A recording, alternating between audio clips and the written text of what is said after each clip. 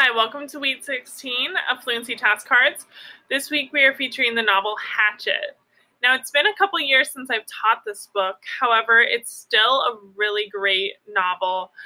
It's a kind of a survivalist novel where our main character finds himself in this situation by himself that he has to survive against all the elements. So it's a really cool book.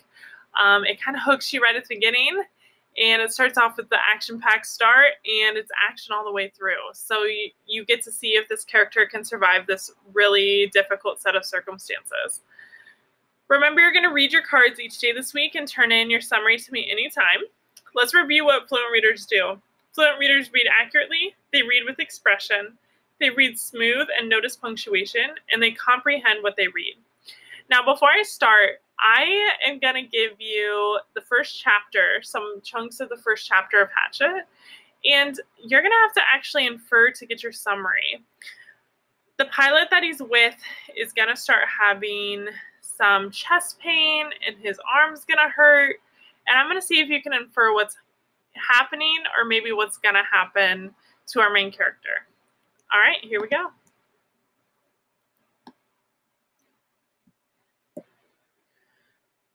Brian Robeson stared out the window of the small plane at the endless green northern wilderness below. It was a small plane, a Siesta 406, a bush plane, and the engine was so loud, so roaring and consuming and loud, that it ruined any chance for conversation.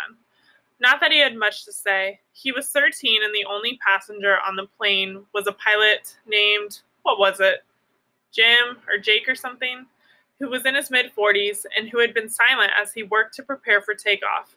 In fact, since Brian had come to the small airport in Hampton, New York, to meet the plane, the pilot had only spoken 5 words to him. Get in the co-pilot seat, which Brian had done. They had taken off, and it was the last of the conversation. There had been an initial excitement, of course. He had never flown in a single-engine plane before, and to be sitting in the co-pilot seat with all the controls right then and exciting.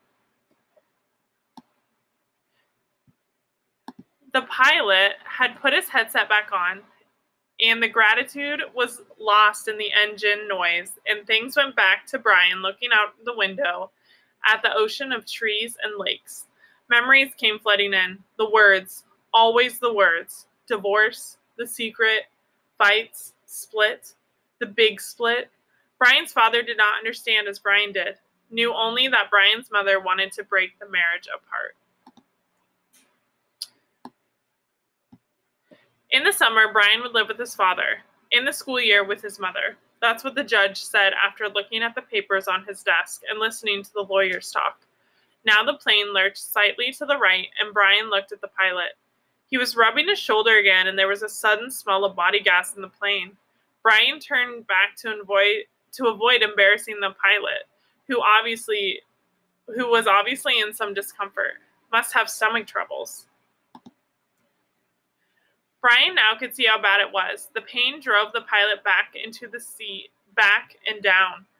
I've never had anything like this. The pilot reached for the switch on his mic cord, his hand coming up in a small arc from his stomach, and he flipped the switch and said, "This is flight 46.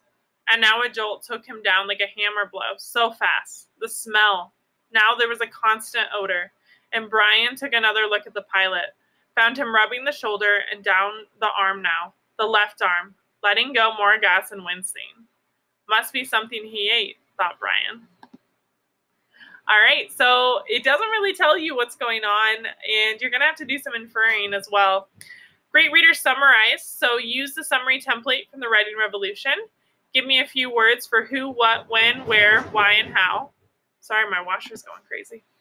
And then once you get that outline done, you're going to give me a complete sentence summary and turn that into me. Thanks for investing in yourself, and you're well on your way to better fluency.